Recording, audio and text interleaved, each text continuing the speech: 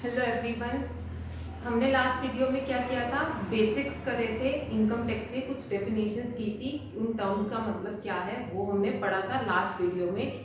आप सबके पास साहित्य पब्लिकेशन की बुक होगी, उसमें चैप्टर 1 है, उसमें वही था। उसमें बहुत सारी आपको टर्म्स दी होंगी, बट जो इम्पोर्टेंट थी वो मैंने लास्ट वीडियो में करा दी। इसके अलावा हमें कुछ नहीं करना। अब हम नेक्स्ट जो करने जा रहे हैं वो हम क्या करेंगे, एग्रीकल्चर इनकम। नेक्स्ट हम स्टार्ट कर रहे हैं एग्रीकल्चर इनकम। बहुत इजी है और कहीं ना कहीं थोड़ा सा टिपिकल भी है, वैसे इजी है। चलो करते हैं स्टार्ट। वैसे आपको नाम पढ़ के सुन के पता ही चल रहा होगा कि एग्रीकल्चर इनकम क्या होती है, कि इनकम जो डिराइव हो रही है एग्रीकल्चर से। बट कहीं ना कहीं लॉ में इसकी डेफिनेशन कुछ अलग तरीके से दी गई है कि किसको हम एग्रीकल्चर इनकम मानेंगे और किसको नहीं मानेंगे, वो लॉ के अकॉर्डिंग हमने यहाँ पे पढ़ना है। अब मैं आपको बताती हूँ, section 2 subsection 1A, section 2 subsection 1A हमें बताता है कि एग्रीकल्चर इनकम में हमें क्या क्या इंक्लूड करना है। अब पढ़ते हैं। सबसे पहले हम करते हैं ए, हमें क्या लेना है, एनी रिवेन्यू और rent derived from land which is situated in India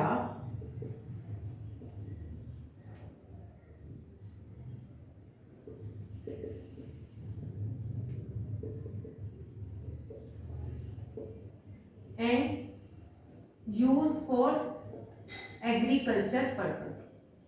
ध्यान से देखना, बहुत इजी है। क्या कह रहा है वो हमें,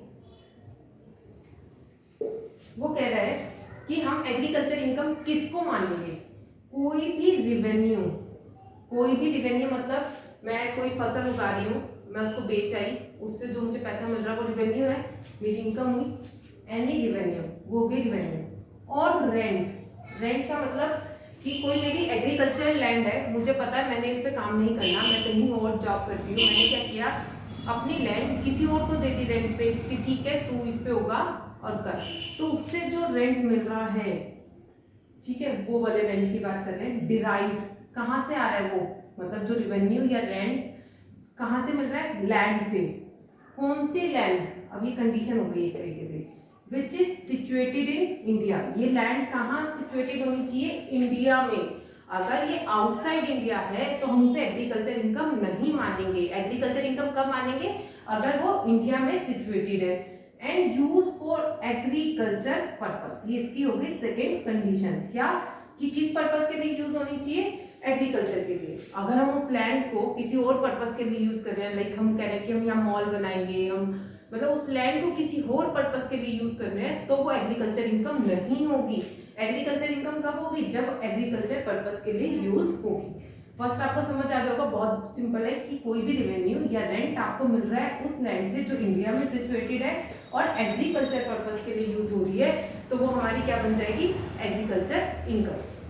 अब थोड़ा सा वो उन्होंने इसको बढ़ाया, क्या बढ़ाया, क्या ऐड कर दिया। अब वो कहते हैं कि any income derived from such land by agriculture operation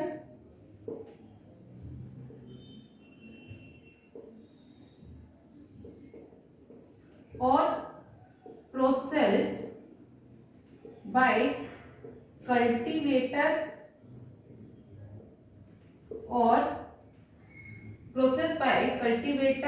or rent receiver to make the produce fit to the market or to sell the product।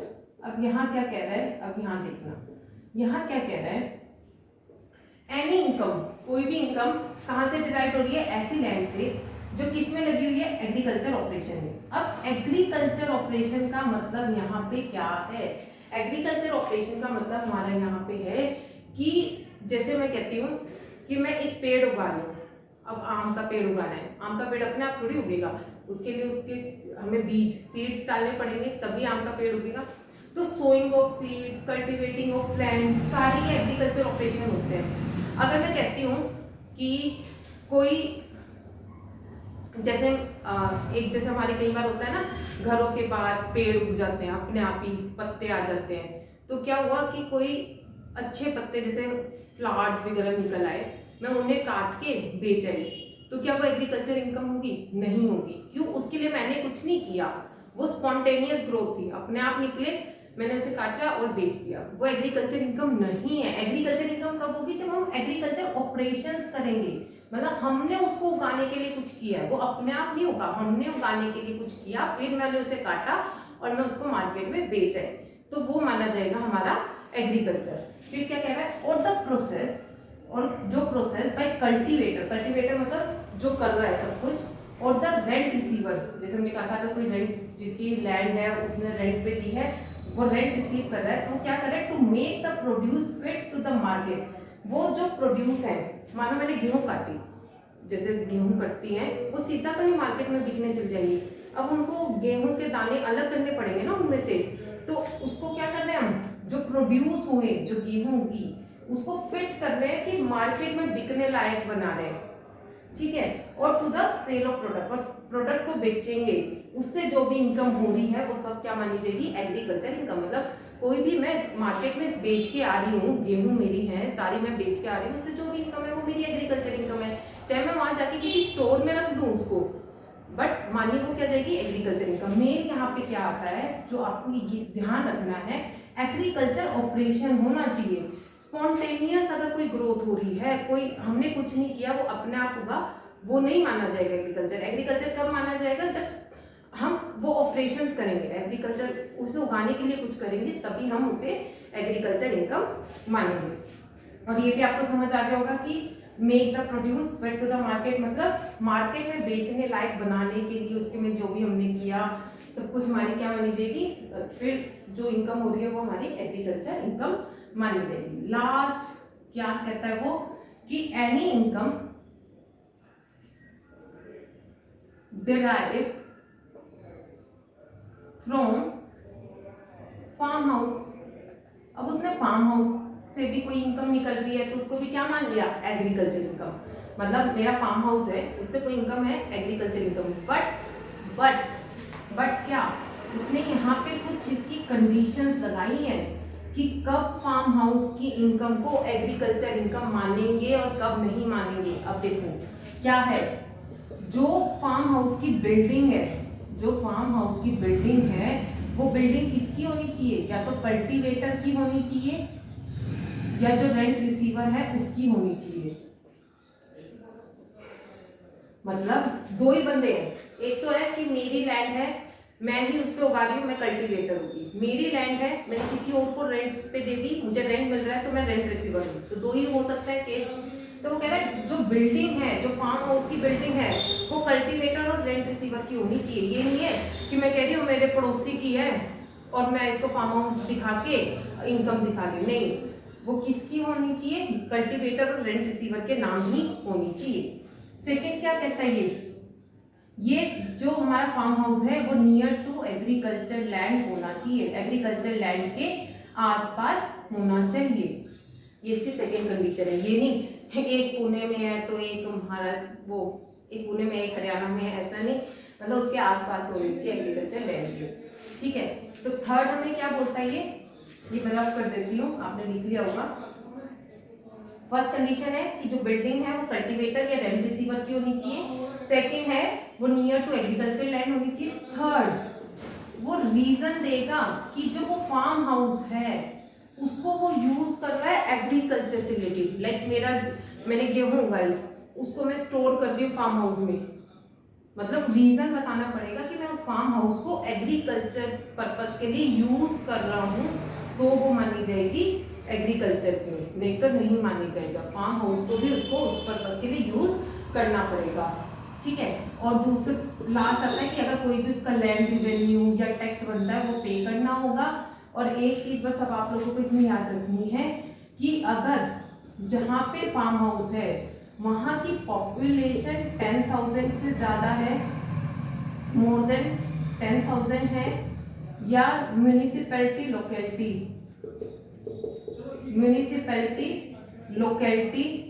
जो है, म्यूनिसिपैलिटी होती है हमारी, वो 8 किलोमीटर से दूर है, उस फार्म हाउस के 8 किलोमीटर से दूर है, तो वो एग्रीकल्चर नहीं मानी जाएगी। एग्रीकल्चर तब मानी जाएगी जब पॉपुलेशन 10,000 से कम होगी या म्यूनिसिपैलिटी 8 किलोमीटर के अंदर ही दायरे में आती होगी। अगर नहीं आती तो ये क्या माना जाएगा, एग्रीकल्चर नहीं माना जाएगा। आई होप आपको समझ आया होगा। फर्स्ट हमने सिंपल किया था कि कोई भी रेंट या रेवेन्यू डिराइव्ड हो रहा है लैंड से जो इंडिया में सिचुएटेड हो रहा है, और दूसरा और एग्रीकल्चर पर्पस के लिए यूज हो रहा है। सेकेंड, एग्रीकल्चर ऑपरेशन होना जरूरी है, और फिर हम उससे जो भी सेल कर रहे हैं वो इनकम मानी जाएगी एग्रीकल्चर इनकम। तीसरा क्या है, फार्म हाउस से रिलेटेड। बस फार्म हाउस में मेन इंपॉर्टेंट क्या है, हमें कंडीशंस पता होनी चाहिए कि कौन सी कंडीशन पूरी होनी चाहिए। एक तो बिल्डिंग कल्टीवेटर या रेंट रिसीवर की होनी चाहिए, एग्रीकल्चर लैंड के पास होना चाहिए, जो फार्म हाउस है उसको यूज करेगा वो एग्रीकल्चर पर्पस में, और चौथा जो भी लैंड रेवेन्यू या उससे मतलब टैक्स पे करना है। और मेन ये है कि अगर उसकी पॉपुलेशन 10,000, कई बार क्वेश्चन दे देता है कि लिख देगा कि पॉपुलेशन 10,000 से ज़्यादा है और उसकी फार्म हाउस से इनकम हो रही है, तो क्या वो एग्रीकल्चर इनकम मानी जाएगी या नहीं मानी जाएगी। तो आपको ये पता होना चाहिए, ये वाला पॉइंट। आई होप आपको एग्रीकल्चर इनकम समझ आ गई होगी कि एग्रीकल्चर इनकम क्या है। अब इसकी कुछ कंडीशंस बता देती हूँ। एग्रीकल्चर इनकम कब किसको, मतलब ये तो हमें पता चल गया डेफिनेशन से, ठीक है ये है, बट कुछ कंडीशंस भी है हमारे पास ना। कंडीशंस कैसे, कि जैसे मैं कहती हूँ कि एक तो हमारी लैंड, कई बार ना 4 नंबर में यही क्वेश्चन आ जाता है सीधा सीधा कि कंडीशंस क्या है, कब एग्रीकल्चर इनकम मानी जाएगी। लैंड सिचुएटेड होना चाहिए इन इंडिया, ठीक है। दूसरा, used for agriculture purpose, agriculture purpose के लिए यूज होनी चाहिए। तीसरा, एग्रीकल्चर ऑपरेशन होने चाहिए। मैंने बताई थी ऑपरेशन, एग्रीकल्चर ऑपरेशन क्या होते हैं। अगर वो स्पॉन्टेनियस ग्रोथ है तो नहीं मानी जाएगी, उससे हमें कुछ करना पड़ेगा उसके लिए। लास्ट हमारे पास वो क्या कहते हैं कि कोई भी इनकम अगर डायरेक्टली एग्रीकल्चर से डायरेक्टली निकली है तभी एग्रीकल्चर इनकम मानी जाएगी। अगर इनडायरेक्ट इनकम है तो वो एग्रीकल्चर नहीं मानेंगे। इनडायरेक्ट मतलब जैसे मैं कहती हूँ कि मैं किसी मतलब लैंड में काम हो रहा है, मैं वहाँ पे सुपरवाइजर हूँ, तो मुझे जो सैलरी मिल रही है वो एग्रीकल्चर के उससे नहीं मिल रही, तो वो इनडायरेक्ट इनकम है, तो वो एग्रीकल्चर इनकम नहीं होगी। ये नहीं है कि मैं एग्रीकल्चर लैंड पे लोगों को सुपरवाइज कर रही हूँ, मैं कुछ नहीं है मेरा वहाँ पे इंटरेस्ट, तो मैं नहीं माना जाएगा। एक इसमें और है कि जो जिसको इनकम मिल रही है ना, जिसको इनकम मिल रही है, जिस भी पर्सन को एग्रीकल्चर इनकम मिल रही है उसका डायरेक्ट इंटरेस्ट होना चाहिए लैंड में। डायरेक्ट इंटरेस्ट मतलब उसको उस लैंड से उसका कुछ जुड़ा हुआ होना चाहिए, डायरेक्ट इंटरेस्ट होना चाहिए। जैसे मैंने लैंड अगर मॉर्टगेज पे दे दी तो मॉर्टगेज जो जिसको दी तो उसका भी इंटरेस्ट जुड़ गया, क्योंकि वो अपने फायदे के लिए मतलब काम कर रहा है, तो वो इनकम जो भी उससे होगी तो उसकी एग्रीकल्चर इनकम मानी जाएगी। तो मेन क्या है, जिस पर्सन को इनकम मिल रही है उसका वहां पे डायरेक्ट इंटरेस्ट होना चाहिए। ये इसकी कंडीशन है कि कब तक किस सिचुएशन में एग्रीकल्चर इनकम मानी जाएगी। अब इसके कुछ क्वेश्चंस आएंगे आपके पास, स्टेटमेंट्स होंगी, हमें ये बताना है कि क्या ये एग्रीकल्चर इनकम है या नहीं है। मैं आपको ये क्वेश्चंस करा देती हूँ। मेन अब इसमें क्या बचा है हमारे पास, पार्टली एग्रीकल्चर इनकम वाला टॉपिक इस चैप्टर में, एक बहुत बड़ा चैप्टर नहीं था। पार्टली एग्रीकल्चर में क्या होगा, कुछ ऐसा बिजनेस कर रहे हैं जिसमें से कुछ एग्रीकल्चर इनकम हो रही है, कुछ नॉन एग्रीकल्चर इनकम, तो उस केस में हमें कैसे करना है वो मैं नेक्स्ट वीडियो में बताऊंगी। बट अभी मैं इसके कुछ क्वेश्चंस आप लोगों को करा देती हूँ। मैं वीडियो को होल्ड कर रही हूँ 2 सेकेंड, ताकि मैं क्वेश्चन नोट कर दूँ, क्योंकि अगर मैं पूरा क्वेश्चन बुक उठा के लिखूंगी तो बहुत टाइम लग जाएगा। मैं वीडियो को होल्ड करती हूँ, फिर आप लोग बताना क्या वो इनकम एग्रीकल्चर इनकम है या नॉन एग्रीकल्चर इनकम।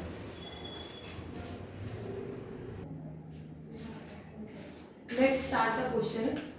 मैंने यहाँ क्वेश्चन नोट कर दिया है। इससे पहले मैं आपको एक और चीज़ बता देती हूँ। हमने ये तो कर लिया था कि कौन सी इनकम एग्रीकल्चर इनकम मानी जाएगी। आपके पास बुक में लिखा भी हुआ है स्पेसिफिक कौन सी इनकम एग्रीकल्चर इनकम नहीं मानेंगे।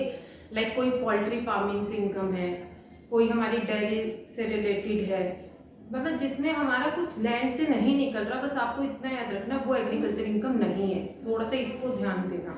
अब जैसे उसने हमें कुछ पॉइंट्स दिए, income from interest on arrear of rent paper in respect of land used for agriculture purpose, मतलब लैंड एग्रीकल्चर पर्पस के लिए यूज है, ये ठीक है, कंडीशन पूरी हुई है।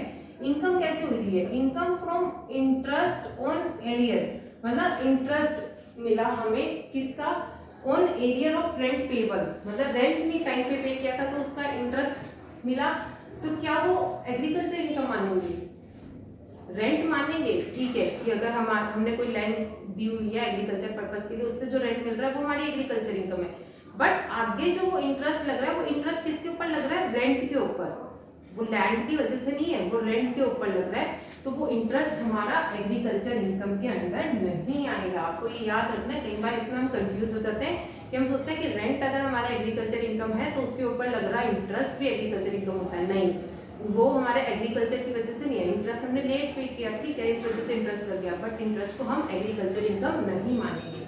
अगला, income from use of land for grazing of cattle required for agriculture pursuit, मतलब हमें एग्रीकल्चर पर्पस के लिए हमारे को इनकम कैसे हो रही है कि हम लैंड यूज कर रहे हैं कैटल्स को, गायों को ग्रेजिंग के लिए, तो हाँ ये हमारी एग्रीकल्चर इनकम है।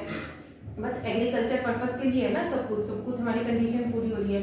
Income from lease of land for grazing of cattle, बाकी सारे ऊपर वाले ये रिक्वायर्ड फॉर एग्रीकल्चर परचेज, मतलब मेन अब इस पॉइंट में क्या दिया कि लीज वाला पॉइंट आ गया कि हमने लैंड लीज पे दी हुई थी, उससे अब इनकम हो रही है। हमने पढ़ा था चाहे मॉर्टगेज पे हो चाहे लीज पे हो, इंटरेस्ट होना चाहिए उसका, जो जिसको इनकम मिल रही है उसका इंटरेस्ट होना चाहिए, उसकी लैंड है उसका इंटरेस्ट है और पर्पस सारा एग्रीकल्चर का ही है, तो ये भी हमारी क्या मानी जाएगी, एग्रीकल्चर इनकम मानी जाएगी। Next, income from sale of forest tree, हम क्या कर रहे हैं, फॉरेस्ट ट्रीज को सेल कर रहे हैं ऑफ स्पॉन्टेनियस ग्रोथ, खुद ही उगे हुए हैं वो, on which some operation for their preservation and growth were perform, मतलब हम क्या कर रहे हैं, कुछ ऑपरेशंस तो कर रहे हैं उनकी प्रिजर्वेशन, उनको सही रखने के लिए, उनकी ग्रोथ के लिए। हमने स्टार्टिंग से कोई एग्रीकल्चर ऑपरेशन नहीं किए थे कि हमने बीज उगाए थे तो वो पेड़ उगे, नहीं, वो स्पॉन्टेनियस खुद खड़े थे, तो हमने पढ़ा था जो स्पॉन्टेनियस ग्रोथ का होता है वो एग्रीकल्चर इनकम नहीं मानी जाती।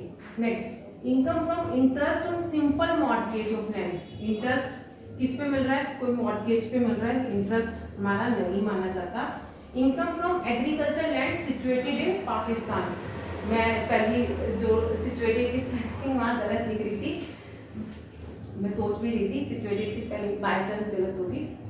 Income from agriculture land Pakistan में सिचुएटेड है, हमने कंडीशन पढ़ी थी कब मानी जाएगी, जब इंडिया में सिचुएटेड हो, पाकिस्तान में है तो नहीं मानी जाएगी।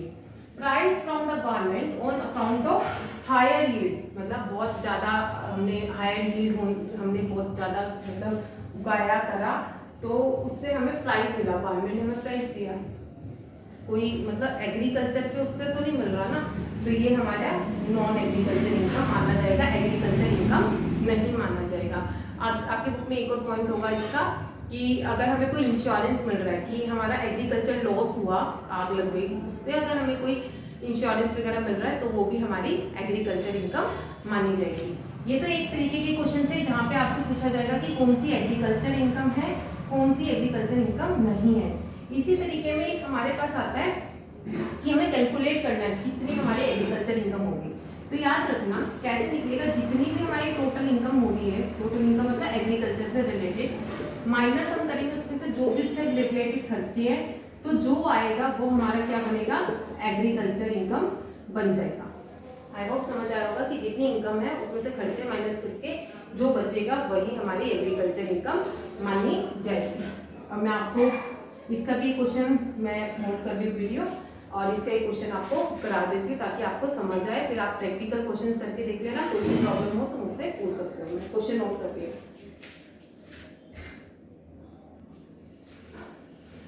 अब नेक्स्ट तरीके का क्वेश्चन देखते हैं। नेक्स्ट टाइप क्वेश्चन क्या है कि हमें यहाँ पे दिया हुआ lease rent receive from land, हमें लैंड से लीज रेंट मिल रहा है, हमें पता ही हमारी इनकम होती है, तो हम लिख लेंगे 48,000, ये हमारी इनकम हो गई। सेल ऑफ एग्रीकल्चर प्रोड्यूस, मतलब एग्रीकल्चर प्रोड्यूस करके जो पैसा आ रहा है ये भी इनकम है, प्लस हो जाएगी टोटल। आगे भी पढ़ लेते हैं। आगे क्या दिया हुआ है, पेमेंट ऑफ गवर्नमेंट टैक्स, हम गवर्नमेंट को टैक्स पे कर रहे हैं, ये रिलेटेड टू एग्रीकल्चर लैंड ही है, तो हम इसको यहाँ पे क्या करेंगे, माइनस कर देंगे सारे एक्सपेंसेस, जैसे ये हो गया 6,000। नेक्स्ट है एक्सपेंसेस ऑन पावर इरिगेशन, जैसे बिजली का इरिगेशन जो भी हमारा सारा खर्चा आ रहा है 10,000, ये भी इससे रिलेटेड है, माइनस हो जाएगा। परचेज ऑफ सीड्स, मैंने सीड्स परचेज करे, ये भी इससे रिलेटेड खर्चा हो गया। ट्रैक्टर हायर चार्जेस, मैंने ट्रैक्टर हायर किया हुआ, मतलब उसके चार्जेस मैं पे कर रही हूँ। और फॉर एग्रीकल्चर ऑपरेशन मैंने मेंशन भी किया है, एग्रीकल्चर के लिए, अगर यहाँ होता नॉट फॉर एग्रीकल्चर तब हम माइनस नहीं करेंगे, हम सिर्फ वही खर्चे माइनस करेंगे जो एग्रीकल्चर ऑपरेशंस में यूज हो रहे हैं। तो हम इसको अब इसका टोटल कर लेते हैं। इनकम हो गई 78,000, जिसमें से हम ये माइनस कर देंगे 19,500, तो हमारा जो आएगा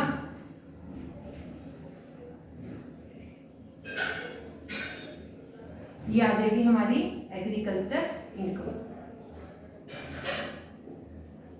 ठीक है, आई होप आप लोगों को ये समझ आ गया होगा। अब इसी तरीके के क्वेश्चन आपकी बुक्स में दिए गए हैं, आप कर लेना, कोई भी डाउट हो मुझसे पूछ सकते हो आप लोग। और फिर मैं इसका जो पार्ट 2 है, जिसमें हमारा जो पार्टली एग्रीकल्चर इनकम वाला रह गया, वो नेक्स्ट वीडियो में आपको खत्म करा देती हूँ। Thank you.